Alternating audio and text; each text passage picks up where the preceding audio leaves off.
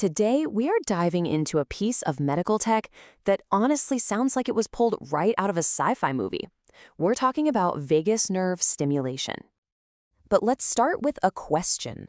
What if you could hit a reset button on your own nervous system? Imagine being able to send a direct signal to your body to, say, calm down inflammation, or stop a seizure in its tracks, or even lift that stubborn fog of depression. It's a really powerful thought, and that idea is exactly what's at the heart of VNS. So before we can really get into how this technology works, we first have to understand what it's targeting. And that target is a super critical piece of our internal wiring. You can think of it as the body's own information superhighway. And that highway is the vagus nerve. Now, this thing is the longest of all our cranial nerves. It literally wanders from the brainstem all the way down through your neck, into your chest, and your abdomen. It's the main communication line between your brain and your gut, your heart, your lungs, you name it. And it's a two-way street, constantly zipping messages back and forth that regulate just about everything, from your heart rate to your digestion. It's a huge deal. Okay, so if the vagus nerve is the highway, then what in the world is vagus nerve stimulation? How do we actually tap into this incredible system? Well, at its core, VNS is all about neuromodulation. Fancy word, but all it means is that it's a treatment that uses these gentle, programmed electrical pulses to stimulate the vagus nerve. The goal here isn't to shock the nerve or anything like that. It's more like influencing the conversation, tweaking the signals that are traveling along it to change what's happening in the brain and the body. Now, there are two main ways to go about this. The original and most established method is the invasive one. A tiny device, kind of like a pacemaker, is surgically implanted for long-term continuous therapy. But more recently, non-invasive external devices have come on the scene. These are handheld gadgets you can use on demand to send pulses right through the skin to little branches of the nerve in your neck or even your ear. So what does that surgery actually look like? Well, it starts by implanting a small generator, about the size of a matchbox, just under the skin in the chest. Then, these super thin wires, or leads, are carefully threaded up to the neck and wrapped around the left vagus nerve. And it's specifically the left one, by the way, to make sure it doesn't interfere with nerve fibers that go straight to the heart. Pretty clever. All right, so we know what it is and how you get one. But what is this thing actually for? Let's take a look at the official, FDA-approved uses.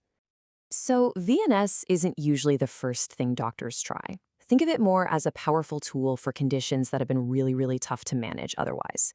It's approved for people with treatment-resistant epilepsy, which means they haven't gotten relief from at least 2 other medications. It's also used for treatment-resistant depression, and more recently, for those awful, debilitating cluster headaches and migraines. And you know what? The results can be a really big deal. One major analysis found that after just 1 year of VNS therapy, patients with epilepsy saw, on average, a 51% drop in how often they had seizures. Just think about that. For someone living with constant seizures, cutting them in half, that is absolutely life-altering. Now, is it a complete cure-all? Not for everyone. But the long-term potential is pretty remarkable. About 8% of patients actually become completely seizure-free. And what's really interesting is that studies show VNS often gets more effective over time, with the benefits continuing to grow even years after it's implanted. Okay, this all sounds amazing, right? But it brings up a huge question. How on earth does stimulating a nerve in the neck stop a seizure that's happening in the brain? This is where the science gets super fascinating and, yeah, a little bit mysterious. And look at this. This really says it all.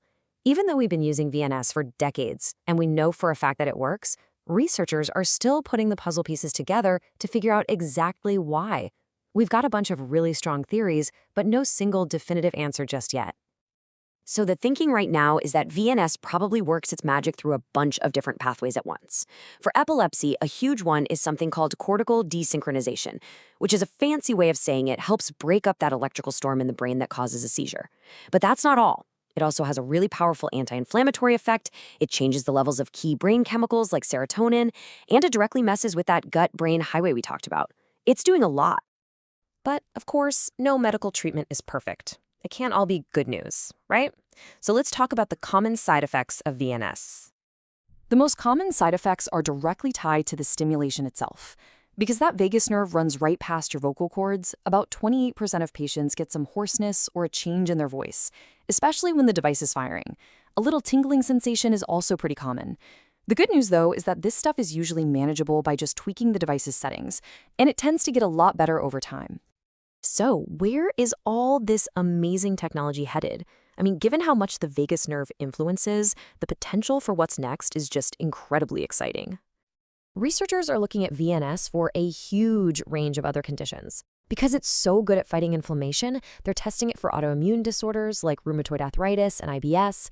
But there's also promising research into using it for obesity, Alzheimer's, chronic pain, even high blood pressure. It is a massive, wide-open field of discovery right now. And that really brings us to our final thought here.